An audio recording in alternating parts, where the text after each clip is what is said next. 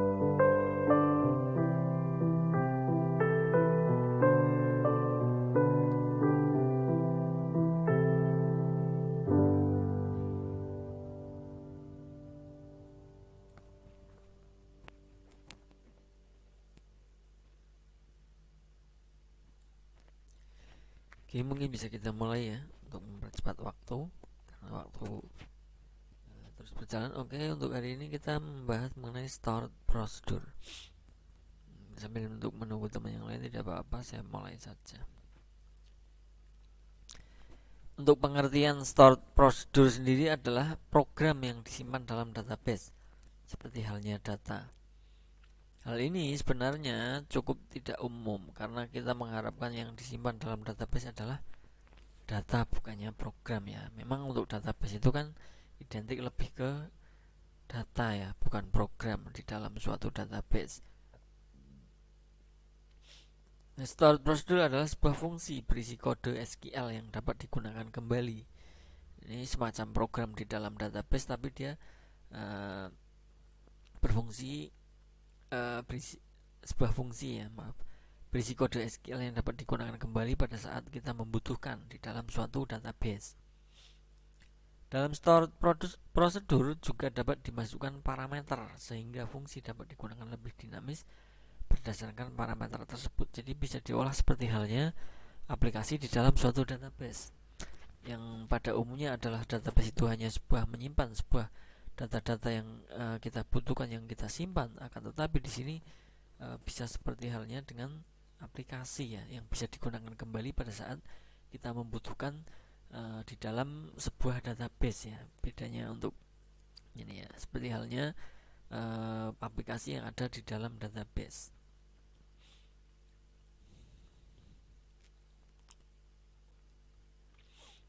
Stored procedure adalah sebuah kelompok kode SQL yang disimpan di katalog database dan dapat dipanggil kemudian oleh program, trigger, atau bahkan stored procedure.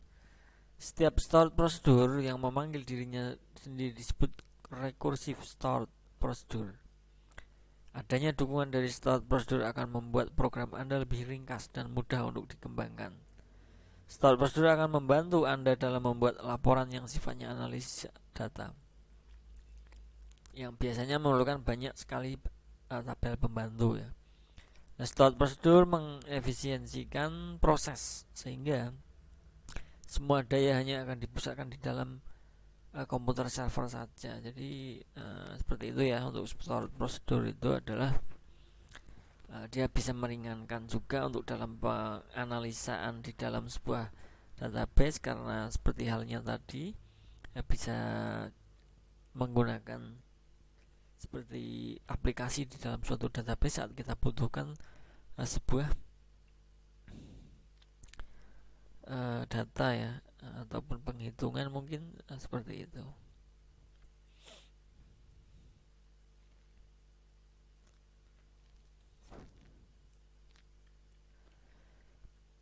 Nah, kenapa kita menggunakan stored procedure di dalam database? Itu semua ada keuntungan dan kekurangannya. Bisa kita lihat untuk keuntungan daripada penggunaan stored procedure sendiri itu apa saja.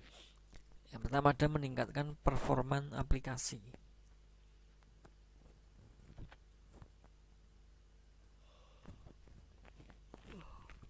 Bisa meningkatkan performa aplikasinya nanti ya.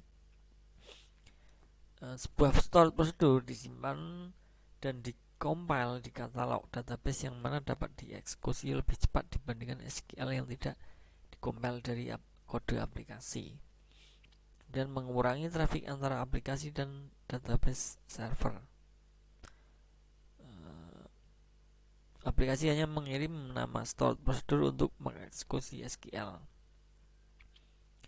Dapat digunakan kembali dan transparan ke aplikasi yang ingin menggunakannya. Aman, penggunaan aplikasi stored procedure dapat diakses haknya oleh database administrator.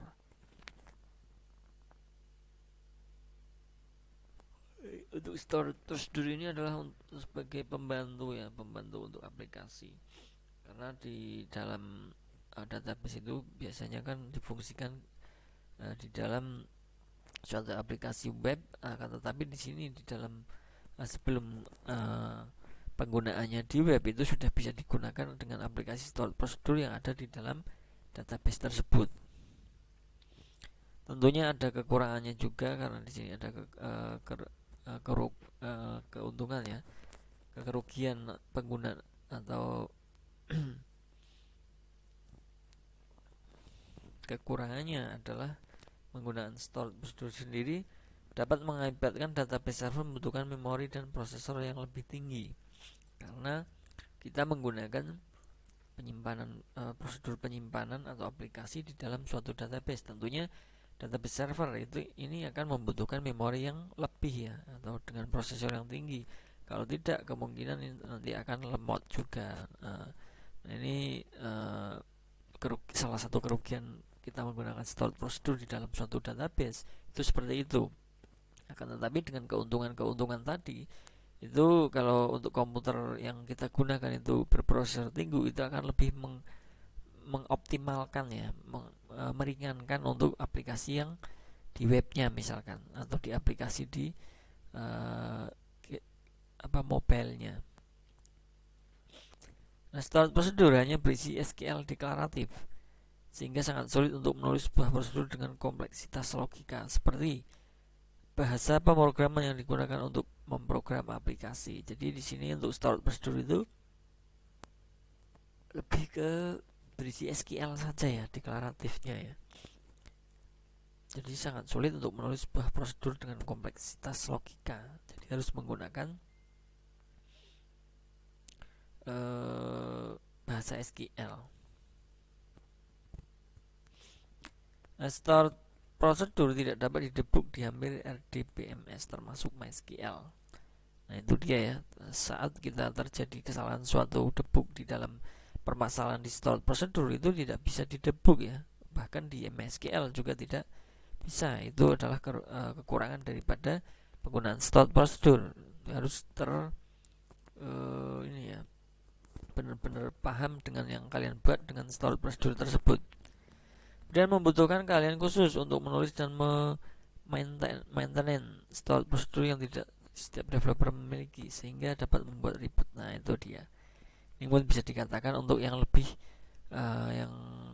yang lebih paham mengenai penggunaan storage prosedur di sini ya. Ini memang tidak wajib, akan tetapi apabila kalian mau memodifikasikan menggunakan database sebagai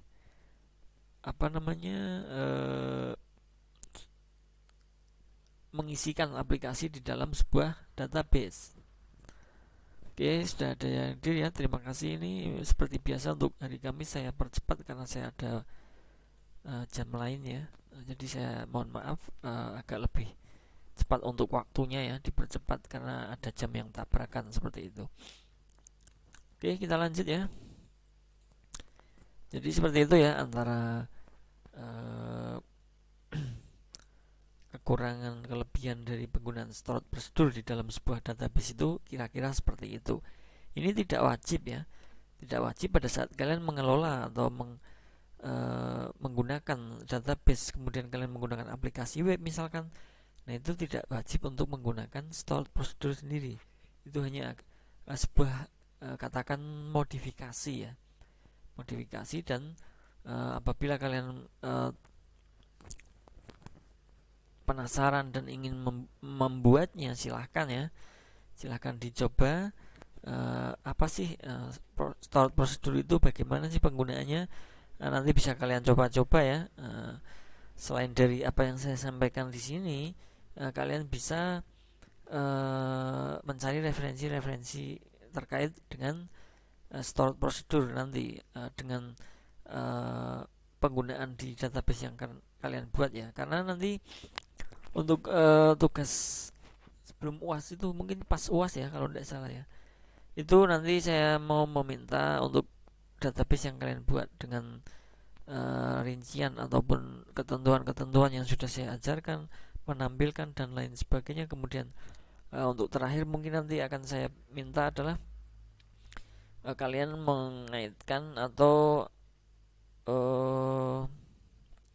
database yang kalian buat itu dikaitkan dengan sebuah, seperti halnya web ya, seperti hanya web, tapi mungkin dengan yang lebih simpel saja, mungkin dengan login misalkan. Jadi kalian membuat database dengan membuat login, misalkan login bahkan untuk lebih dari login boleh ya, lebih bagus. Paling tidak kalian bisa mengoneksikan antara database dengan web kalian, web yang masih ini saja ya, offline ya, tidak usah di online kan, karena ini mata kuliah database server ya. Jadi dikaitkan saja, dikoneksikan saja antara database yang kalian buat dengan sebuah, misalkan tadi login ataupun dengan yang lain ya, misalkan untuk diskusi dan lain sebagainya boleh. Itu adalah tugas untuk pengumpulan nanti ya, untuk pada saat UAS ataupun setelah UAS itu seperti itu. Paling tidak kalian bisa mengkoneksikan antara database yang kalian buat dengan web yang kalian buat, walaupun sederhana sekali, mungkin bisa menggunakan web-web yang sudah kalian pelajari sebelumnya, mungkin dengan web yang HTML dulu misalkan sudah ada untuk desain web, itu bisa ya. Jadi tidak perlu yang terlalu rumit, mungkin karena untuk yang rumit untuk pengkoneksian yang lain itu sudah ada di perkuliahan lain ya, di pemrograman web 2 tentunya pasti ada. Nah, untuk yang saya inginkan hanya itu, yang terpenting kalian bisa mengoneksikan antara database yang kalian buat dengan sebuah web sederhana, misalkan dengan login saja. Mungkin mengkoneksikan dengan kalau di bagian misalkan web kalian itu bagian keuangan, nah itu bisa dikoneksikan pada saat kalian input untuk di web kalian, nanti akan terinput juga di database-nya. Nah, itu yang saya maksud. Ataupun dengan kalian menginputkan admin 1, admin 2, admin 3, itu nantinya akan terkoneksi atau tersimpan di dalam database yang kalian buat. Nah itu ya, intinya antara database dan webnya itu terkoneksi. Nanti dengan bahasa PHP maupun HTML itu terserah, tidak apa-apa, boleh ya. Oke, seperti itu kiranya ya untuk tugas yang nanti ya. Ini ada yang nanya, kalau koneksi sama penampilan datanya saja boleh. Yang terpenting kalian terkoneksi ya antara database-nya dengan misalkan web sederhana, kalian tidak usah web yang terlalu rumit ya. Intinya bisa terkoneksi saja. Jadi bisa menampilkan data untuk yang kalian koneksikan ke dalam database, antara web dengan database-nya itu sudah boleh, tidak apa-apa. Yang simpel saja, tidak usah susah-susah. Karena apa? Karena untuk yang lebih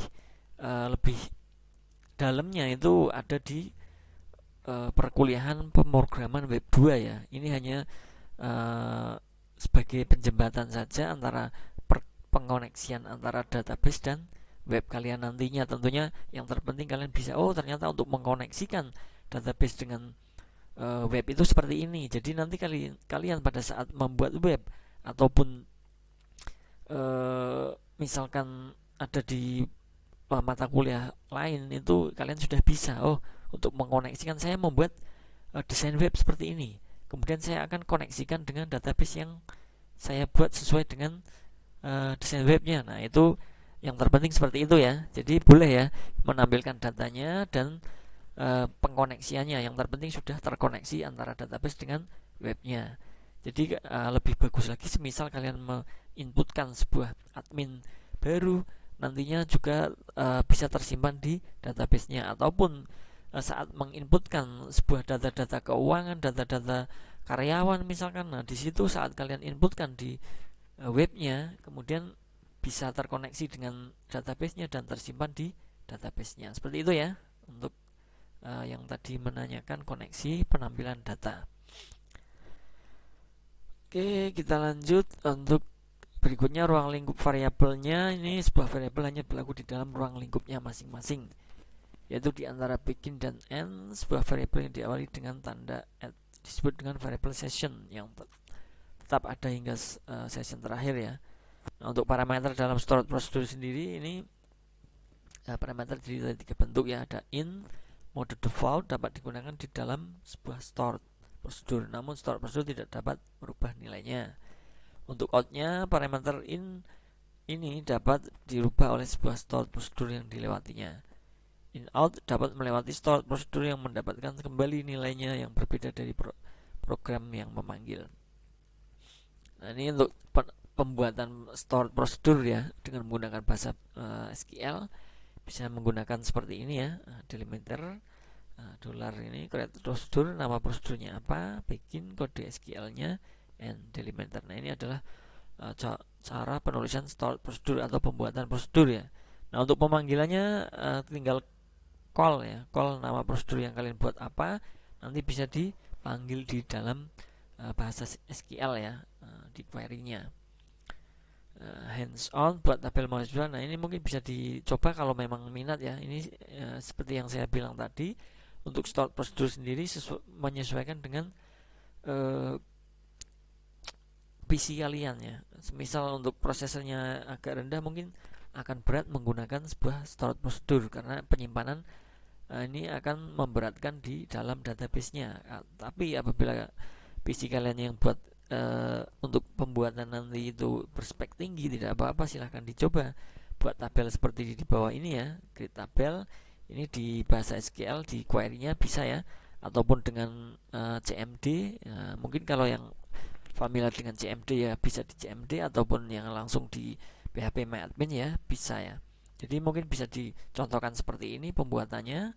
Kemudian select from mahasiswa, misal kalian mau membuat menampilkan untuk nama-nama di sini ya, ini bisa menggunakan CMD maupun di SQL-nya.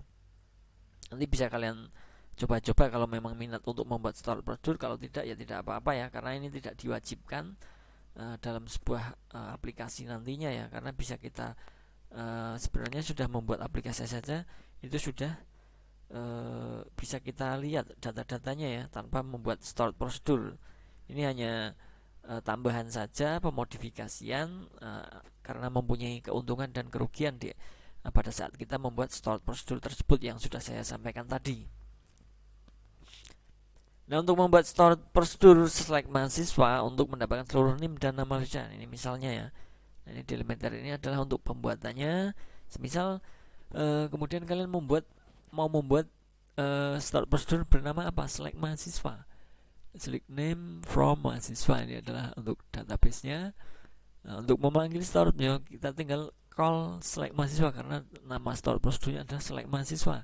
Dan nanti akan menampilkan apa? Menampilkan NIM dan nama. Karena di sini selectnya yang kita pilih adalah NIM dan nama, berarti yang akan tampil adalah NIM dan nama. Walaupun ternyata untuk di dalam tabel mahasiswa itu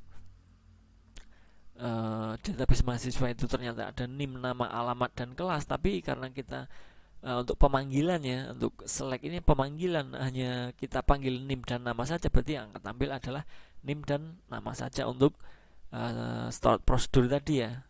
Ini sama halnya dengan kemarin untuk join ya, bisa kita tampilkan apa yang kita inginkan saja, tidak harus semua di dalam sebuah tabel tersebut atau di dalam kolom tersebut. Jadi setiap ingin menampilkan NIM dan nama mahasiswa, kita tidak perlu membuat kode SQL seperti biasanya. Nah, ini bedanya untuk stored prosedur. Untuk kemarin kan kita bisa menggunakan kode SQL pada saat kita mau menampilkan untuk NIM dan nama pada saat kita join itu ya. Tapi untuk stored prosedur kita tidak perlu membuat kode SQL seperti biasanya ya. Kita tinggal call atau panggil select mahasiswa yang kita maksud di sini, dia akan tampil.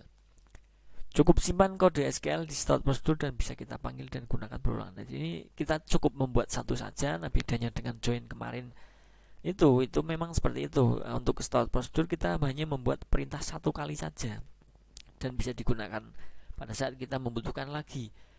Pada saat kita membutuhkan untuk penampilan atau select pemilihan dari NIM dan nama di tabel mahasiswa, itu kita tinggal call select mahasiswa, itu sudah muncul sesuai dengan dengan perintah yang awal ya, seperti kita tadi buat ya. Jadi tidak perlu kita menuliskan untuk perintahnya kembali di dalam SQL. Seperti itu ya perbedaannya. Nah, stored prosedur dengan parameter, kita juga memasukkan parameter di stored prosedur agar menjadi lebih dinamis. Contohnya, kita ingin membuat kode SQL untuk mencari data mahasiswa berdasarkan alamat. Create prosedur alamat mahasiswa, ini adalah nama prosedur yang kita buat. Dan alamat mahasiswa ini adalah yang akan kita panggil ya untuk untuk kolomnya ya, atau field name-nya ya. Ini sebagai deklarasi saja ini untuk alamat mahasiswa. Varchar-nya 100 karena alamat ya. Bikin select from mahasiswa, ini adalah dari tabel mahasiswa, dari database mahasiswa ya. Kemudian alamat mahasiswa yang akan kita cari adalah alamatnya, and delimiter. Kemudian di dalam nama stored prosedur terdapat parameter alamat mahasiswa tadi ya, alamat mahasiswa dengan tipe varchar. Nah, tipe datanya saat masuk ke kode SQL yaitu mencari mahasiswa dengan alamat yang sama dengan parameter yang diinputkan. Nah, cara memanggilnya adalah biasa seperti tadi, call alamat mahasiswa. Ini sesuai yang kita buat. Karena tadi kita membuat prosedurnya adalah dengan nama alamat mahasiswa di Bandung, hasilnya akan seperti ini. Jadi ini nama alamat yang akan tampil ya.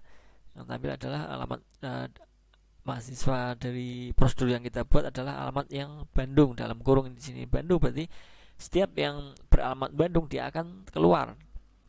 Nah, dengan stored prosedur alamat mahasiswa kita mencari data mahasiswa dari Bandung. Nah, ini adalah untuk lebih cepatnya ya.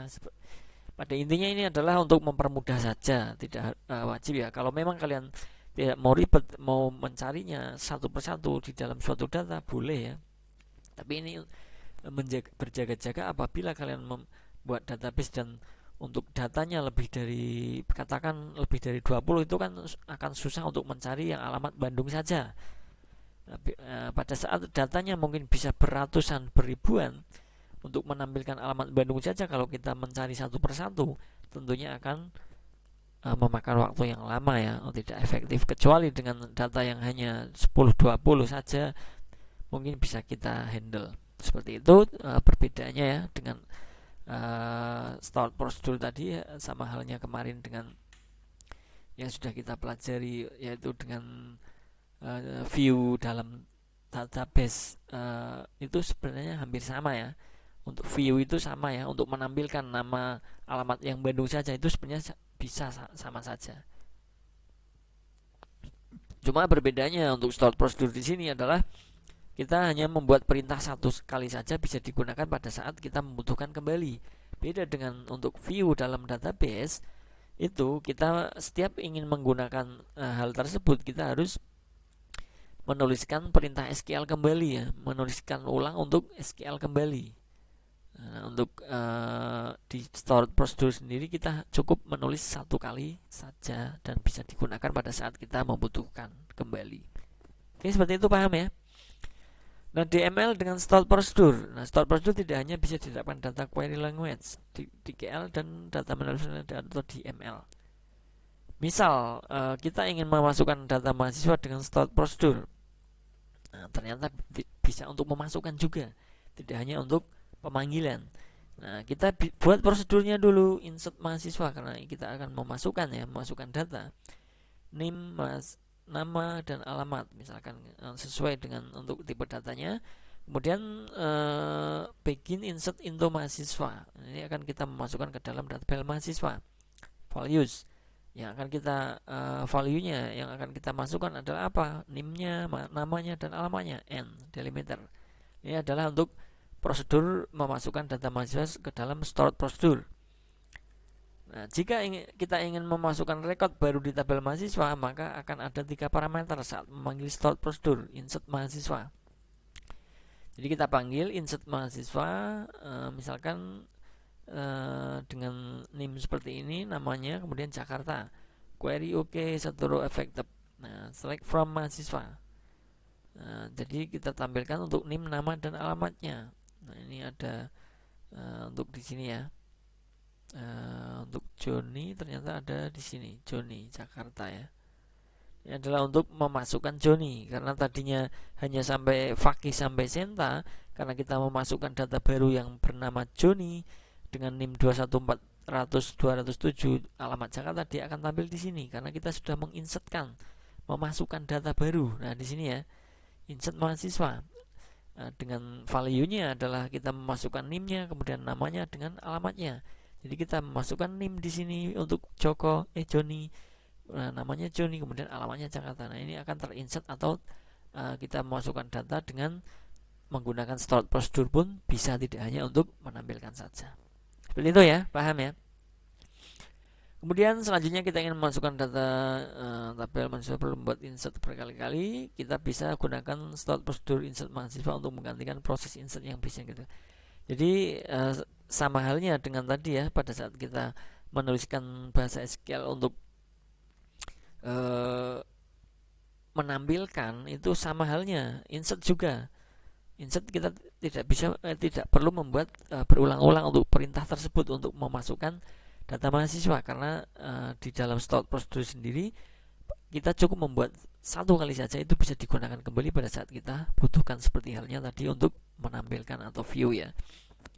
Jadi stored procedure sangat penting yang dan akan memudahkan dalam menggunakan kode yang ingin dieksekusi secara berulang-ulang. Misalkan sering kalian berulang-ulang untuk data perubahan di dalam suatu aplikasi kalian, itu sering terjadi perubahan data, itu ini akan sangat berguna karena kita tidak perlu membuat data perintah-perintah baru untuk SQL ya. Kalau memang ini sesuai kebutuhan, kalau memang kalian sering merubah data-data tersebut di dalam suatu aplikasi kalian, itu akan sangat efektif ya. Beda dengan kalau memang kita tidak terlalu penting atau sering untuk merubah data ataupun menghapus dan lain sebagainya, itu sepertinya tidak sangat diperlukan. Tapi alangkah baiknya ya kalau memang kalian memerlukan dalam hal pengulangan di dalam suatu pengelolaan data di dalam database, itu ini akan sangat berguna, yaitu stored procedure tadi ya. Nah, kesimpulannya, stored procedure adalah sebuah kelompok kode SQL yang disimpan di katalog database dan dapat dipanggil kemudian oleh program. Adanya dukungan stored procedure akan membuat program lebih ringkas dan mudah untuk dikembangkan. Stored procedure akan membantu dalam membuat laporan yang sifatnya analisa data yang biasanya memerlukan banyak sekali tabel pembantu. Nah, stored procedure mengefisiensikan proses sehingga semuanya daya akan dipusatkan di dalam komputer server saja. Oke, seperti itu ya untuk kesimpulannya. Intinya ini adalah semacam aplikasi tambahan di dalam suatu database dan bisa membantu pada saat untuk kita butuhkan, terutama pada saat kita membutuhkan untuk pengulangan perubahan data maupun penginputan data yang berulang-ulang ya.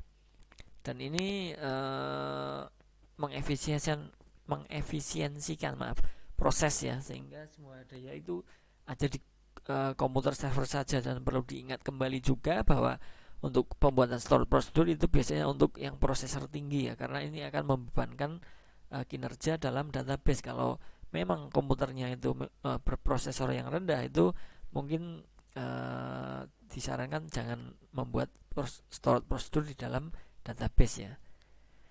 Oke, seperti itu ya. Kita selesai untuk hari ini, pertemuan ke-15 ya. Berarti masih ada satu pertemuan lagi untuk database server ya. Seperti itu saja ya untuk hari ini. Terima kasih untuk teman-teman yang sudah hadir dalam perkuliahan hari ini. Semoga apa yang saya sampaikan bisa dimengerti ya, bisa dipahami, dan nanti semisal penasaran silahkan dicoba-coba di dalam database kalian, dibuatkan sebuah stored procedure ya, untuk penambah wawasan kalian. Dan untuk materi akan segera saya share di Classroom setelah perkuliahan ini selesai. Dan misalkan dibutuhkan atau diperlukan sebuah referensi, silahkan cari referensi lain. Banyak ya di referensi terkait mengenai stored procedure. Oke, terima kasih. Saya akhiri untuk pertemuan hari ini. Wassalamualaikum warahmatullahi wabarakatuh. Selamat beraktivitas. Terima kasih.